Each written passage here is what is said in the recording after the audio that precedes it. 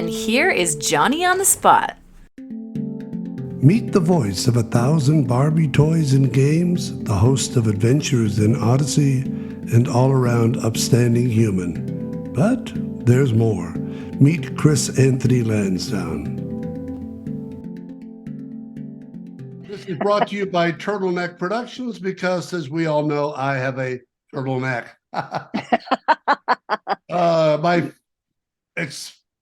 I try to say excellent and special at the same time. My ex-special friend is Chris Anthony Lansdowne, one of my good friends that I've known for many, many years, but we've kind of been out of touch for a while, but we get back in touch occasionally.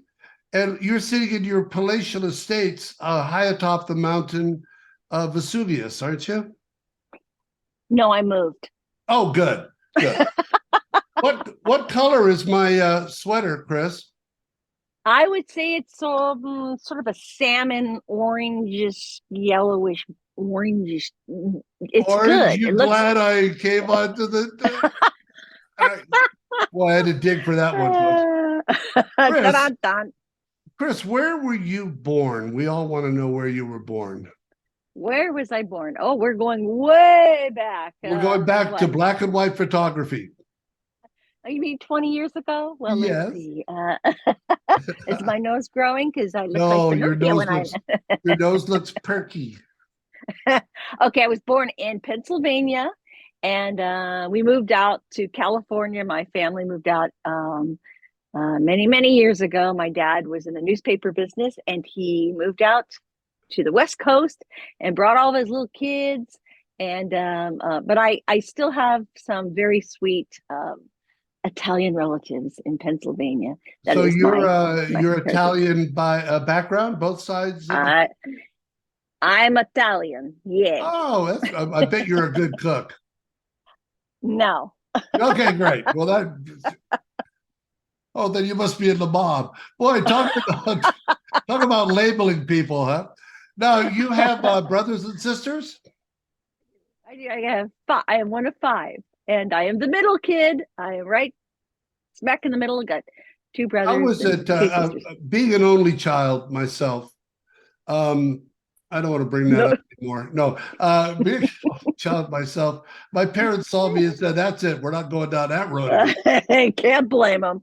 Were you? Did your brothers and sisters lock you up in the closet and treat you poorly, or were you kind of the little princess? No. Actually, being the middle kid, you have to kind of find your place in the lineup because, the young ones had their special skills and sweetness and the older ones. But that middle kid, I look back at pictures when I was growing up and I see my little face, making weird faces. And I think I just was trying for somebody, hey, I'm here. Yeah. Oh, that's a good point, being the middle child and seeking attention. That's interesting. Yeah. And are any of your other family members in the business per se?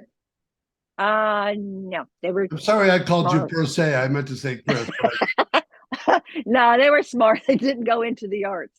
I have a very, very creative family, though. Everybody is on the artsy creative side, but no, I'm the only one who went this direction in life. Well. We're going to post pictures on here as we go, and I know you've got a million terrific pictures. We'll post some of those. And think that? Yeah. Now, where did you go to school? Where did you go to school? School. I was went to school at Orange Glen High School, and that was in Escondido, California. And I was I graduated a while ago, and I was great. I loved high school. I had a lot of fun at high school. I was not a great academic person. Math. Were you a performer? Were you a performer in school plays or? Oh yeah. School plays was the way I survived high school. I mean, I was terrible at math and spelling and all that, so I performed a lot, and nobody noticed that I was so terrible at everything else. Drama was my thing. I was in the musicals, and I was in, all the productions in school, and all the pep assemblies. Do you know what Oh a yeah. pep assembly is? Okay, so they had pep assemblies before the football games and before the basketball games. And they always had this thing where everybody gets all supercharged, and they do this assembly, and I would come out.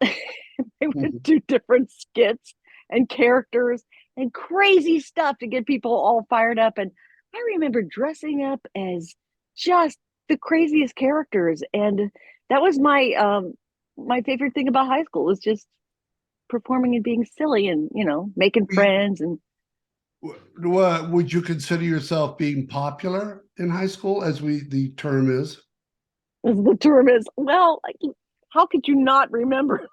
It was the weirdo in the assembly. Yeah. Yeah, All no, right. I I had friends. I definitely had friends, and Yeah. I think it was a kind of a crazy year. Well, I don't even know if I should tell you this because you are going to tease me. I was homecoming queen. So was Homecoming queen. I. Oh my Oh! God. That's unbelievable. Makes perfect sense. You look good in orange. I mean, Well, that's right. Aren't you glad you see me? It worked better that um, time. well, I got to say, because I was chosen to be homecoming queen, I didn't like the image of being that beautiful homecoming queen. So I sort of goofed around Oh, a little bit, Marilyn and Monroe complex. Hold on, let me write that down. Marilyn Monroe. I had a chance to ride around in the cars on the football team.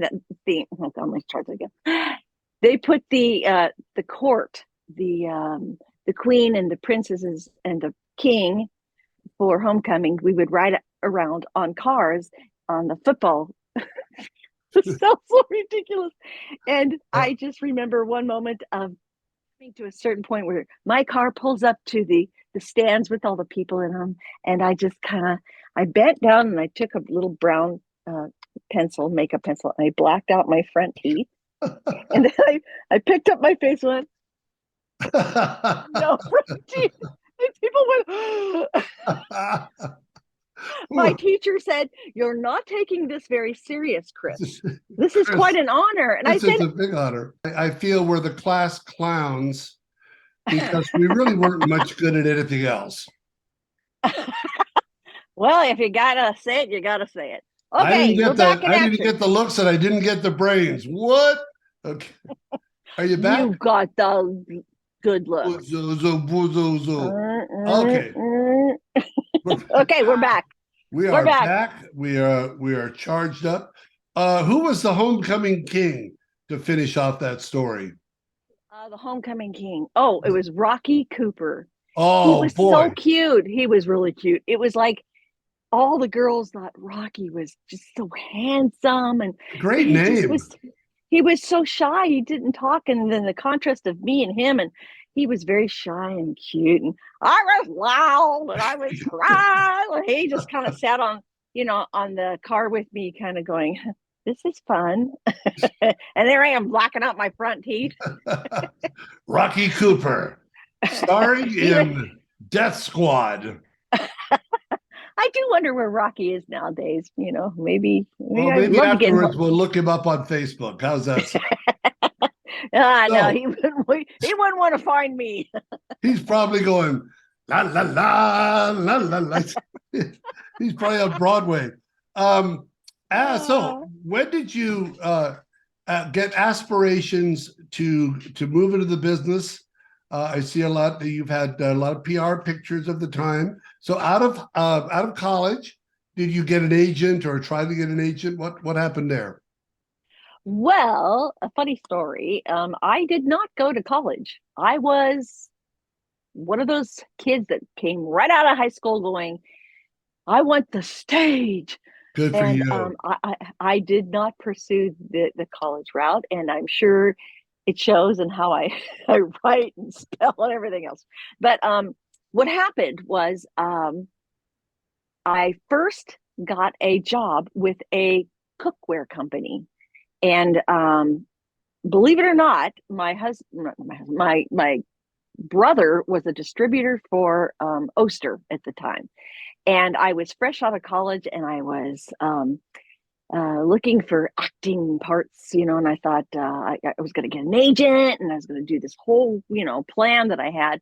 But he says, why don't you travel with me and you can demonstrate all Ooh. this cookware? And I said, huh? He goes, we'll go from state to state. And this was in the 80s.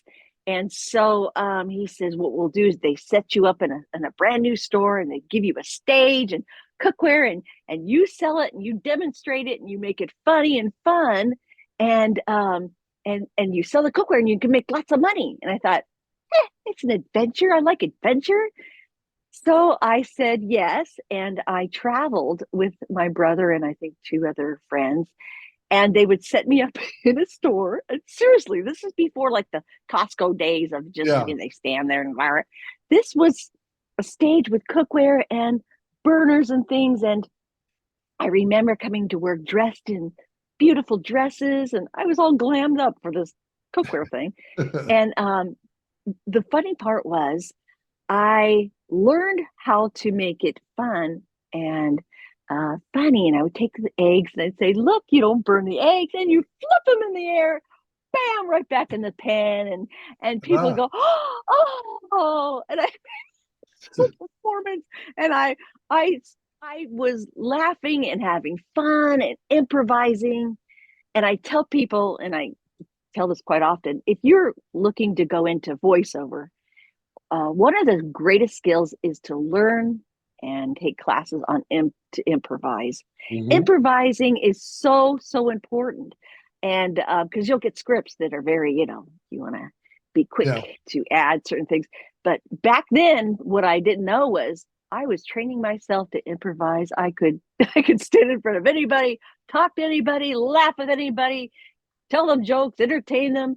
And it was all because I had to do it and I had to make a living, and I became good at it. And I made a ton of money with cookware. So your I was brother thought I got a good one here. No problem. My sister's going to be selling pans. That's great. We're going to, no, I tell young actresses that are saying, I really got to get back into acting class. I said, life is an acting class. The people that you meet on a daily basis, it's improvisational, it's reaching out, it's talking to them. People like to be asked. Well, you're very good at this because you, whether it's official or non-official, you have an online blog where you tell stories about everyday activities and people that have done wonderful things, and that's what it's all about. Life is an acting class. That is so well said. And I think that's why, I don't want you to hear this, but that's why I really like you, because I connect so easy with you. You're fun spirited. You're really bright. You're such a great combination, John. And it's like the way you explain that, I could spend 3 weeks trying to write that down and say, yeah, I would say it like this. Hold that on, was very well articulated. There's a couple more things I gave you to say that you didn't say. Thank you. That's very nice of you. And I just love you. There are certain people that we meet in our lives that, when we were, we had you at our show, the Olympic show. I mean, I love that show was a train crash ready to happen every day, but we always pulled it off. And what was that? Fun. Was that in it must have been the 90s, huh? Or late 80s, maybe? I think it had to be the 90s. That's one of the things. My memory's not really great. Yeah. But and you are, no, we were traveling with your small company of actors, and we were going into the schools and performing this show, and the theme was on the Olympics, and it was so fun and so goofy. And we had these parts that you wrote for us, and we were performing them. And then behind the stage, when each one of us would be on the stage, we'd have people behind the stage making weird sounds and laughing. And then by the time we went on the stage, we'd crack each other up. It was like a Carol Burnett show. Oh, it was. It was. And you learn so much from doing, you know, it doesn't matter if you have food poisoning or if you don't feel well, the show must go on. Throw up on your own time. Doggone it. No, we had a blast. And that was another example of, we'd start out with a small bit that we come, and by the end of the run, the bit's about 4 hours long because we keep adding. We keep adding stuff and nobody had lines anymore. It was just all improv. It's all bits and physical humor. It was fabulous. No, you're really good at that, and you have been. And I love reading your blogs on Facebook because for one thing, the classic story is a beginning, middle, and an end, right? And there's a cause for what you're writing about. There's a middle to the story, and at the end, there's a payoff. It's really you're very good at that. So you said it. Life is life itself, and if you just open up I think of it like a camera lens. You just open it up and pan around. You're going to see all kinds of interesting things happening. Yeah. And you brought up a point about noticing people, and you can get a lot of your characters if you're pursuing acting or voiceover. You can get a lot of your characters just by watching people and looking at mannerisms and voices. And a lot of the characters I use in animation and in the toys that I do are people that I've run into. I talked about the cookware and being back. I was in Atlanta, Georgia, and I think I've told the story before where I met. I was finishing up with the cookware, and people were, buying their pans. And then there was one lady I saw that I'll never forget. She had on a country cowboy hat, had on long braids and like these overalls. and then you looked at her and you went, who is this? And she had a blacked out. She had one tooth missing. I looked at her. I went, there. She's just looking at me, and after everybody clears away, she comes up. She goes, "Well, them shiny pans of yours ain't gonna cook the kind of food I want to cook." I went, she goes, "You need a wrought iron skillet that you can almost put on and over the fire and cook up your food that way." And she was just going on and on and on. And it's like, I'm just kind of standing there thinking, is anybody hearing this? And she was from the South, and she was, those old school country girls that, you don't give them any, don't give them a hard time. Don't want to hear guff. She was incredible. And I said, "What is your name?" And she says, "My name is Stella Della Rose." Oh, what a great name. Stella Della Rose. And I went, bing. She went into my bag of tricks, and I saved that little character. Years and years later, I've used Stella Della Rose in animation. I've used her in performances, all kinds of things, because she was a real life person who had character just oozing from her. She was incredibly, you couldn't forget her. And so, you know what? If this was This Is Your Life, we'd say, "Well, Chris, Stella Della Rose is here right now. Let's bring her out. Oh my God, it's good to see you." She's talking perfect English. Her teeth are fixed. Hair is bouffanted up. Where is that girl? I know. I've seen a picture of you doing Stella Della Rose. We'll post one of those on this interview for sure. Now, two things. One, what came first, the chicken or the egg? Adventures in Odyssey or Barbie? Oh, well, let me think. That's a good question. What did I say? Odyssey. We've been doing Odyssey for 35 years. Wow. And I started Barbie 1994. Let's see who can do great. Here we are. Two math whizzes, folks. Great. Oh, so 3 years. That's great. Well, they were both a while ago. Yes. Back when I was a child, On the wagon wheels. Okay, so let's talk about 35 years. Let's talk about Adventures in Odyssey, and then we'll go back to Barbie, okay? Okay. And people are saying, "What's this about Barbie?" Well, Barbie's going to be back in the news again pretty quick here with a movie. with Margot Robbie, which you should be, of course, playing that part. Oh, sure, John. Grandma Barbie. I mean, Stella Della Rose as Barbie. So, oh my gosh. so we go to. You got involved with it. Well, explain a little bit of Adventures in Odyssey for those of us that might not know what that is. Adventures in Odyssey is a radio drama, and it's a faith-based show. So it's got really great morals, and it's so well written and directed and produced that it became so popular because these stories that were being told and written were so real that kids were able to connect with characters and connect with situations that they were going through.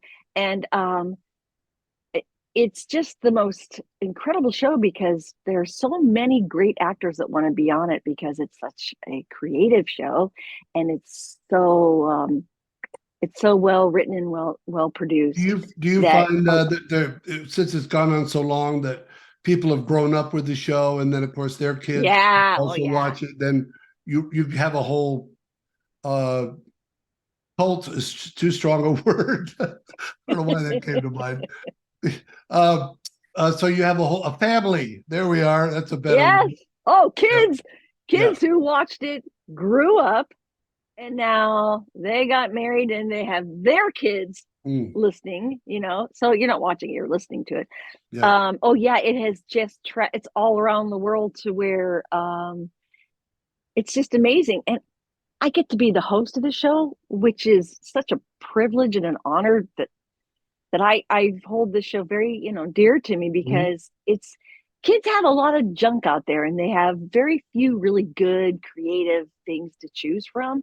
And Adventures in Odyssey, it's another world, and you want to know everybody in it, and you want to listen to the stories, and they're always coming up with new ideas. The writers are so good. I would start to name them, but I know I'd leave somebody out. So, right. But the kids take this show very serious, and so do the adults.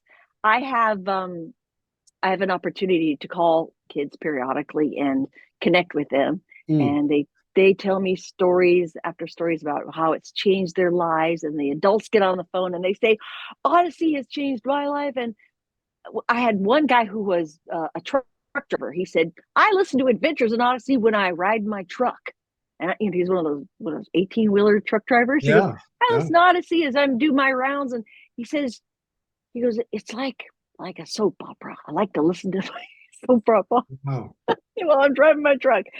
I think cool. The thing I remembered about this particular guy was his name was Jack. Jack says, he goes, I like to listen to Odyssey because it's just entertaining. And he said, and I said, Jack, what can I tell people about you? Because you're a truck driver on the road and you're out there and you're experiencing life. He says, Chris, please tell people that I need some space when I'm driving that truck. To please not crowd me in. I can't stop on a dime. I said, you got it, Jack, whatever his name was. Yeah. And I met him one day. I actually got to meet him, and he gave me a big old hug. He goes, you know what? After that, the people were giving me space on the road. That's great. That's great. I can't stop on a dime. No, that's great. So 35 years, you're the host, you're with terrific show, by the way. And how did you get involved with being the voice of Barbie through Mattel, I would assume? Oh, gosh. I was driving an 18-wheeler truck and kids ask me that. Just lost you visually. There you are. You're back. Oh, okay. Oh, let's see if my little chargers make sure it's charging away here. Yeah. I don't know. I hope I don't lose you. Okay. So my Barbie journey. I had been performing and doing lots of voices for toys at that time. This was in the early 90s. And I had a call to come and audition for a doll. And I thought, okay, it's a doll. not knowing that the doll was Barbie. I had no idea. Mm. And right around it was like a day before my audition, I was going to go to Mattel, and I was going to audition for one of their dolls. And believe it or not, that was when they had the 1994 earthquake happened in All Northridge. right. Do you remember that? Yeah. Of course you remember. You were there, right? Yeah. And oh, it was horrible.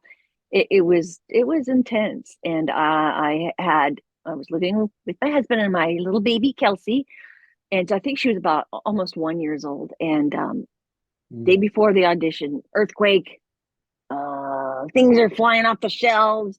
I mean, no running water, and there was broken stuff on the floor, and it was intense. Yeah. And I'm sorry, I'm taking the long way on this, but No. I had that audition the next day, and I said, "Oh well, no audition for me." It's like you're in the middle of an earthquake, and I remember thinking El Segundo was about an hour away, so they weren't right in the hub of everything that was happening, and so I was able to call and say, "So sorry, I'm not coming today. We're in the middle of an earthquake." And why I even did that, I was conscious, to think about to call someone and do that. But the director on the phone said this. He said, "Well, I am so sorry. I hope you guys get through this." And he goes, "Look, this project has to happen pretty quick. Can you just say a couple lines of this doll, and I'll kind of know if you're right for it, and we could just, move on." Save you And the I thought, trip. Yeah. yeah, see me the truth. And I thought to myself, okay, I remember going into my bedroom, sitting on the floor, and feeling kind of the tremors still happening. What am I Yeah. doing? What am I doing? And I just had this feeling, just do this and get through it. Yeah. And so I'm on the phone. I'm sitting on the floor. My husband's um, out there with the baby, and he says, "Okay, go ahead and say, 'Hi, this is Barbie. Welcome to McDonald's.'" And I went, "That's easy. I'll just do that." And I went, um, "Hi, I'm Barbie. You look cool. Welcome to McDonald's." And he said nothing. I went, Let me and then I black went, out my tooth. and I went, I just said Barbie. And he says, I said, I'm a little nervous. You want me to do that again? Because, I'm worrying about an earthquake right now. He goes, Yeah. no, Chris. And it was really quiet. He goes, is it possible for you to come down to Mattel tomorrow? And I went, yeah. I'm thinking, I went, Barbie? Mattel? Honey, I gotta go to Mattel tomorrow. Jerry, he goes, "Oh." Okay, I got the baby here. What'd you say? How come all my characters sound the same? You notice that? Every character. John, can you do a different character? Do a small child. Yeah, well, I'm a small child. How's that? No, you're not really getting this, what we're talking about. You're gonna make me laugh and forget where I'm at. Okay, so I told him, honey, telling Jerry, my Jerry goes, he says, go for it. Oh, and I said, okay, you take care of the baby. I'm going to Mattel. No, at this point, I have no running water to Right? shower and to get cleaned Electricity. up. Electricity. I thought, okay, I'm just gonna go as I am because this is important. So I put on my baseball cap and I went down to Mattel the next day, and I drove there thinking, what am I doing? Of course, any girl would say, "Oh, you want to dress up really nice if you're going to audition for Barbie." I'm thinking, Right. I walk into the recording studio. This is many years ago, and in the lobby is this gigantic Barbie. She looked like an Oscar. She Got was it. just really big in the lobby. And you walk in, you go, "Oh, I guess I'm in Barbie's house here," because that is Mattel's baby. Yeah. They've done many, many toys, but Barbie was standing in the lobby, and I just kind of looked at her and went, "Okay, I could do this." And I thought, Was "Don't there a freak out." glow? A glow about her? Could have been. Yeah. It was intense. I was nervous, and I was, on the heels of some tragedy, and I'm I'm in my baseball cap, and I'm thinking, like, okay, I'm just gonna go back to the sound design studio. And so they're walking me through all these cubicles, and you could see like these toy makers, and they're like working on Hot Wheels. Remember, Hot Wheels was really important, you know. And you Yeah. could see them in their cubicles working on different toys. And the guy says, "Don't look around when we walk through. This is, you know, you don't want to, you know, this is top secret stuff. Toy Yeah. companies are very, you know, that's Yeah. not anything to mess around with. You know, you don't go, ah, you just go through and stay focused." So I remember going, I was just looking around, walking back through the all this room, going back to the sound studio, and I do remember seeing one little cubicle of all these little doll heads, like Barbie heads. They were bald, and they were like on sticks. So like there was like 100 Barbie heads, and there was these ladies with these little glasses on, and they were painting her eyes, Was that painting her the eyes. serial killer section? Or where the heck were you at? Might have been, but I Oh was man. I was fascinated because you're not supposed to look, but you could see them with their little glasses on, painting eyes. Because in Barbie's eyes, if you look at them, just moving a white mark or just a different shape can change her whole expression. So Yeah. this was at the time. I don't know how they do it now. They're all in this room painting Barbie eyes, and I thought, oh my gosh, they're painting. I wanted to go in and go, how the heck do you do that? Leaning over the shoulder. So they go home at night. The husband, same as my other characters. Hey, honey, how is it today at work? Great, I painted $4 million. Good work, honey. There you go. Same character, same guy.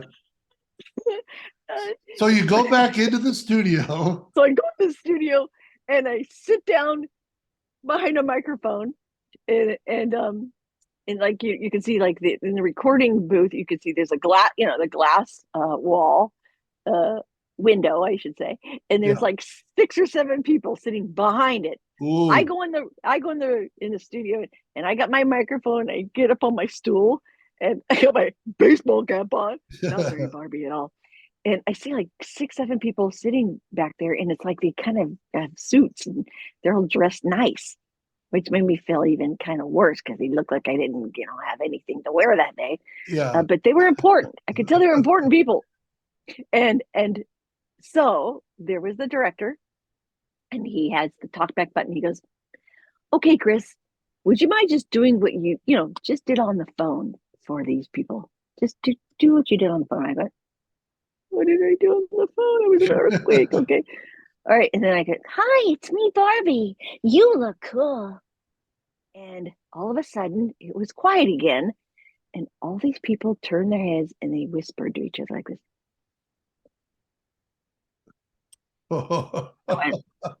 I thought I was going to faint because I was so nervous and nobody liked it. And I'm just sitting there on the chair, and I went, I took my baseball cap, I kind of tipped it further down. Oh. Okay, can I go home now?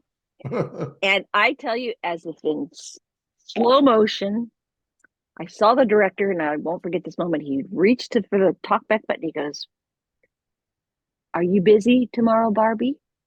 I went, Oh. he goes, "We got a big day planned for you." And I went,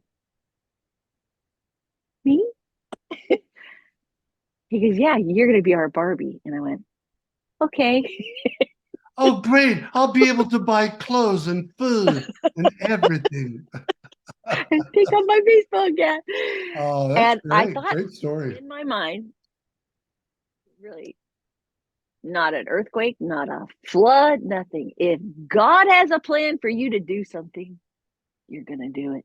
Nothing's going to change that. Yeah. And I just felt like the hair on the back of my neck. I just, oh, I'm like, not in a scary way, but in a kind of a thrilling way of like, wow. And I'm talking months and months. We started doing recording for every single toy we could put her voice in. We put them in cash registers and skates and talking watches and talking heads and Spanish Barbie and teacher Barbie and Mm. cool shopping Barbie and super talk Barbie. It's like I was just immersed in this character of and I say this because this was in my head. I thought I want to make her not sound really dumb.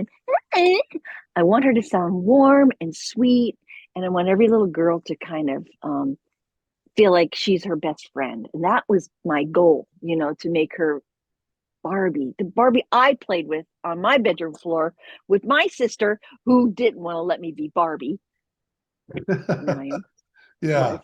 And so that was my image of her. And so we worked on game after game and toy after toy. And I thought, wow, if I stayed home, it would have never happened, but there was a plan. There was Long absolutely. answer, huh? Well, no, it's a great answer. And, my doll didn't do that well that I came out with. It's the Creepy John doll. And I used to, poor Barbie would go, no, I don't want to see him anymore. And of course, Creepy John had the same voice as he always does. Same as the other characters. No, Oh my gosh. that's a wonderful story. Um, you mentioned your husband. I want to bring Jerry up because I met Jerry, and Jerry was. I used to go see Jerry play guitar. One of my favorite guitar players, one of my favorite vocalists, and also Great. songwriters. Jerry Lansdowne. Check him out on YouTube. Find the stuff that he's done. Tremendous, and please give my That's best to very Jerry. sweet. Yeah, Thanks, great, John. great guy. And I never met your daughter, and there's probably a good reason for that. But I understand she's in the business as well. And how did that happen? Oh, Was she that's such a baby sweet Barbie? story. And no, she was never baby Barbie. But remind me to answer that question after I tell you how she started. I used to go to my agents. This is a long time ago where you would actually go in to the agency and you would do your auditions there. Now we all do this remotely at home. But Kelsey used to go with me on my auditions. And I can remember going into the recording booth and auditioning for something. And periodically, Kelsey would go with me and she would just sit on the floor coloring while I would audition with the booth director. And Mhm. she'd be listening. And then one day, my agent, Sandy Schnarr, who's amazing with ADO talent, said, "Hey, we got a mom and daughter spot that came up. Why don't you let Kelsey get up on the stool and audition for the little girl in it?" I went, Wow. "Huh? She doesn't know how to do this." Kelsey's down there coloring, and my agent says, "Yeah, just let her get up there and it's a couple lines." And so Kelsey, they had Kelsey sit up on the stool in the booth, and I was going to be the mom reading for it was like Rubio's Fish Grotto, I think it was, and she just kind of sits up there, and they showed her the lines, and I did the mom, and she goes, "And mommy, look at the fish in the fish tank," and she was talking, and I went, "Who is this kid? I didn't sure how to do this." I was blown away. My agent says, "Just let her try it." I thought, no, don't let her try it. Then we got another actor in this house. And then he said, "Oh, that was great, Kelsey." And Kelsey gets down off the stool and starts coloring again. And I went, how does she know how to do that? She watched me for so long. And then, believe it or not, the next day, the phone rings and they said, "You're not going to believe it. Kelsey booked that part for that commercial." I went, "Oh, Kelsey booked that part? That that that that was Kelsey?" "Yeah." I went, "Well, how about the mom?" Yeah. I'm her mom. They go, no, they picked a different mom. They didn't pick Oh, me. Kelsey got the gig. So what's my cut, Mom? Same character, Same same character. person, same person. Oh my gosh, I should take off this earring. It's clicking. So So she, that was the start of her career. yeah. Then she moved out at 7 years old, got emancipated, and we haven't seen her since, folks. No. Actually, no.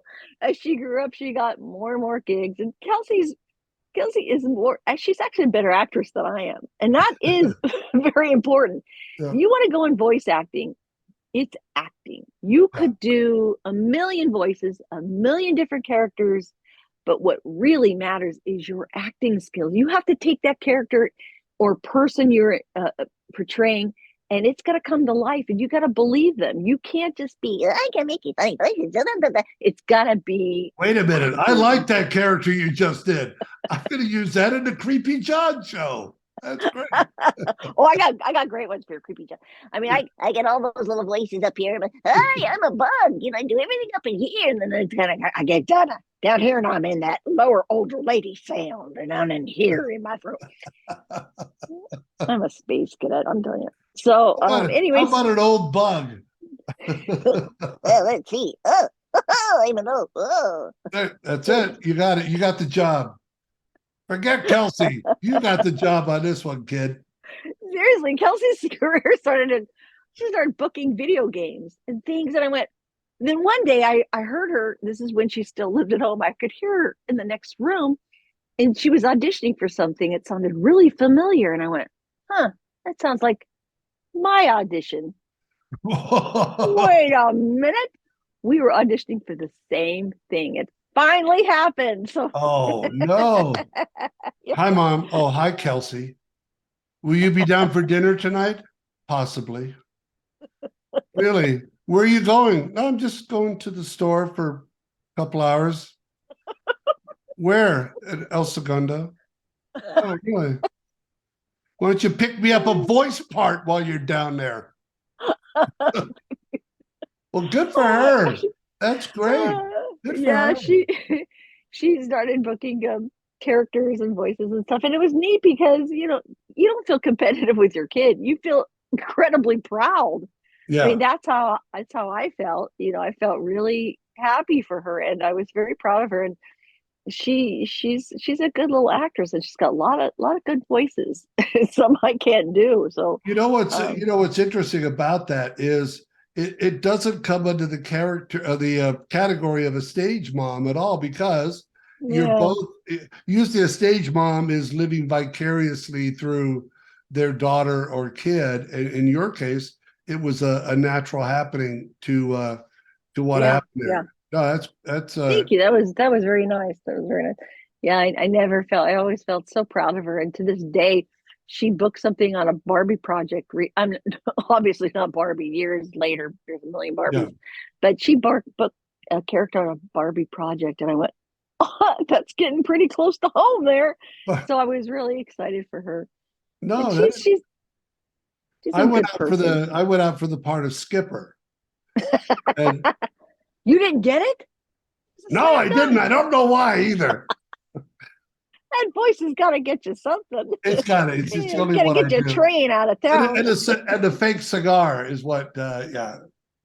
Why do you do that? You don't have a real cigar. I don't know. I use my imagination. All right. So we've got Barbie. You got to tell me, what is Chrissy's closet?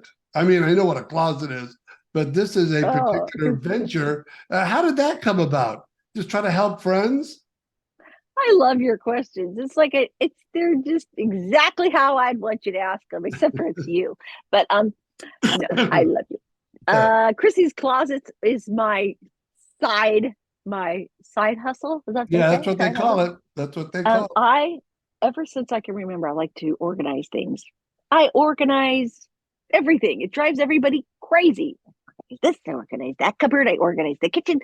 And I don't know what it is. It's medicinal for me, and I'm kind of good at it. And so I used to do it for friends. Like they'd come over and say, we'd be there, and it's, can you help me organize the stuff in my kitchen or in my closet, and help me with my clothes? And I got all this junk. What do I do with all this stuff? So I don't know what was in my brain. Couldn't do math, but it knew how to organize things. And so I'd start to organize anything they wanted, and I was pretty darn good at it. And so I thought, I think I could do a little business with this. Yeah. And so Chrissy's Closets was born, and it started getting busier and busier and busier. A lot of people have a lot of junk that they just feel overwhelmed with. Life accumulates all this stuff, and we all do it because I'm that person that hangs on to stuff. I know how that feels, and I know how to work with people that help getting free from it. And I think that was probably one of the greatest gifts, to know how somebody feels that needs to get decluttered. To get organized. So And yeah. yeah, and I can relate to it, and I make it as fun as we can. I do everything to make it not painful. You know. Well, it's good to see you out of the closet for the moment. Uh, but if you saw my now, well, here's a is God. Jerry, would you consider Jerry an organized individual, or is there contrast there, or what would you say? Yeah, Jerry's pretty organized. He's Seems to I be love very Jerry. meticulous in how he. Yes. Oh, yes. When Jerry does something, he does it 110%. Yeah. He's got the creative side and he's got the very logical side, and Mhm. he's a good combination for me. He always helps my balloon that's floating out saying, "Oh, alive." He kind of pulls it down and goes, "Reality, Chris, Yeah. reality." And he gets a little serious sometimes. He's a serious guy, so I kind of pull up that anchor and I go, "Come on, let's have some fun." Yeah. So Good we kind of balance. balance out. Yeah. And when I met him, he was singing his originals, and I thought, oh my gosh, this guy writes beautifully. That got my attention. Yeah. Beautiful songs. He's very deep hearted, and people love to talk to him because he cares about people, and he's a good listener, unlike me, who is sometimes not listening very well. What did you ask me? Well, that's what they say is the key, isn't it? It's listening, not Yeah. listening to what people are saying, because how could you respond properly if you don't listen to what I'm saying right now? I think in reality, when you talk about businesses and things we like to do in our passions and stuff, and I thought, somebody asked me a really good question the other day. They said, what do you want to be remembered for? And I went, remembered? I'm not that old. I'm not going anywhere yet, am I? But that was a good question. I thought, I don't really want to be remembered as the greatest voice actress in the world. Mhm. Does that, that's a career, that's a job, and I love it, and I'm appreciating that I've gotten work all these years. I am so grateful. God's been good to me. But seriously, I think I want to be remembered as somebody who was kind to people and cared about people, and wasn't just a taker, and it's all me, me, me. I wanted to connect with people. I want to walk down the street and I want to see somebody and say hi. I want to go in my grocery store and not say, "Hi, how are you? Fine, thanks. How are you?" I want to say, "Really? How you doing? What are you doing?" And it's like that, to me right now, is where I'm at in my life. It's not about just the next gig. It's about people. Everybody's a really good book. All you have to do is just open the pages and say, "Hey, you're going to learn and read great stuff." I don't know. I'm sorry, I'm off the trail a little bit, That but is the greatest thing I've heard. No, that is really special, and I don't think we can fit all that on your gravestone, but we'll give it a good start. Okay. I Let me ask you don't this. think you could spell it.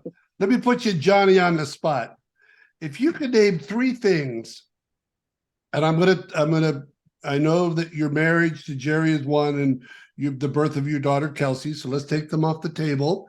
Three things in your life that were pivotal, things that happened to you in your life, Chris. And we're looking at your life so far. What would you say to your old Uncle Johnny? Old Uncle Johnny. I'd say old Uncle Johnny. Well, let's see now from old Chrissy and Johnny. Pivotal. I think just I have a pretty strong faith in God, and that's always been the top of the list for me. And Okay. he is the best thing he's done for me is not given me half the things I wanted. That's a great quote right there. Yeah, well, he's been that relationship is top of the heap for me. Mhm. I'm nothing. So just the revelation of knowing who he is in my life, very important, and just knowing that you can make a difference. Maybe this is not going to fit the exact question, or it's going to be related exactly right, but Adjacent. we have power in just connecting with people, smiling at people.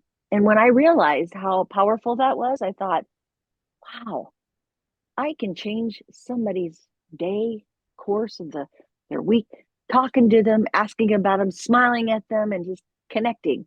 That moment when I realized how powerful that was really important to me. I mean, really. When I go to my jobs, I always think about the people. I don't think about just the gig or the character. Connecting is important to me. That's a terrific answer. I remember being at the supermarket one night, and what was going through my head was the Beatles song Eleanor Rigby. And as you're standing there at a certain time, all the lonely people, where do they come from? You know, where do they all come from? Great line. And it made me think, and it really goes hand in hand with what you're saying, is reaching out to those people, you know, and giving a word of kindness or an act of kindness. And you'll be surprised. A lot of people will say, "Why don't you leave me alone?" You know, you're really good at that. You connect with people. You are fearless. I've never seen you go, oh, I got my walls are hell. You have no boundaries, which I love about you. You connect with the world, and you use your But that humor that only came about as I got older, though, Chris. You know, when I was younger, I was very shy, very into my own head. It's when in high school, I joined a band and started playing guitar in a band that I started to come out of myself.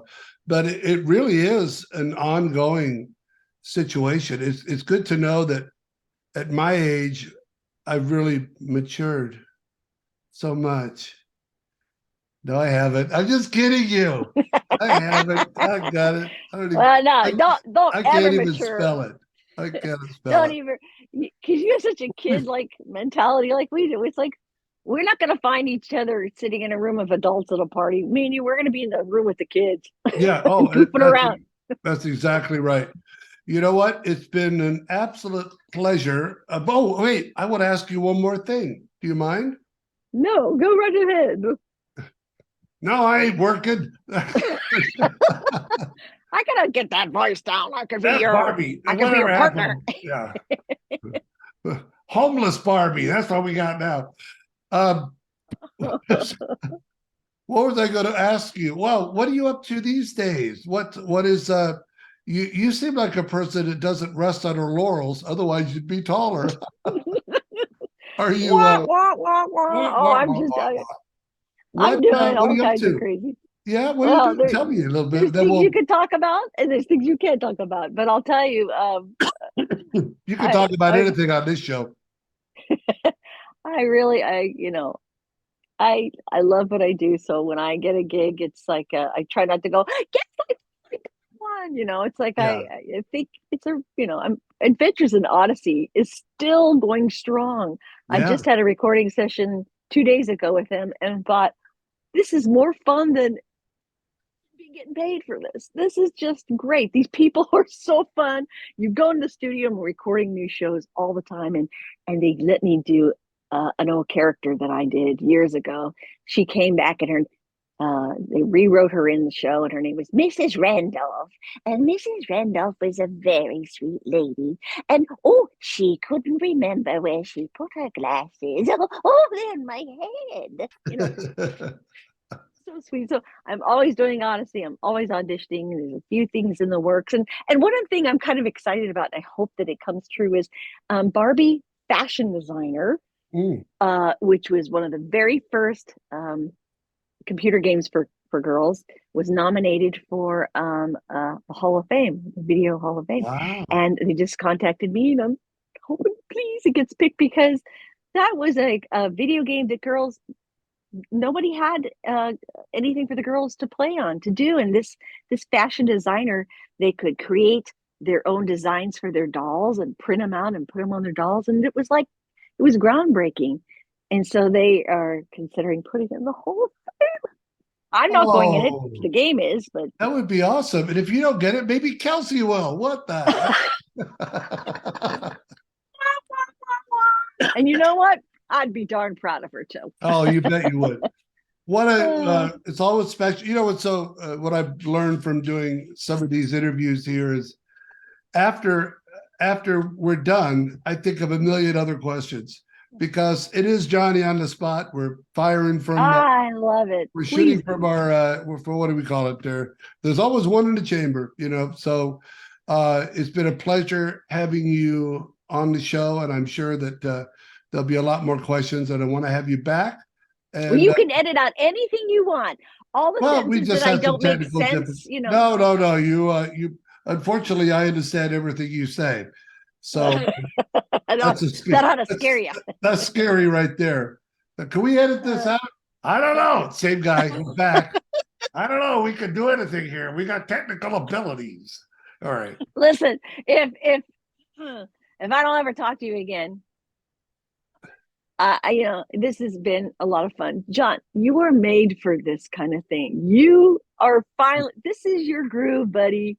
You should be doing this every day, all the time. So I would be happy to come back. I'll have more stories that don't make sense and be on your show because I really enjoy this and I love you. And That is so sweet. And thank you for doing the voiceover for our company video. You were terrific. You could do anything. Anything, I tell you. All right. Love you. Bye.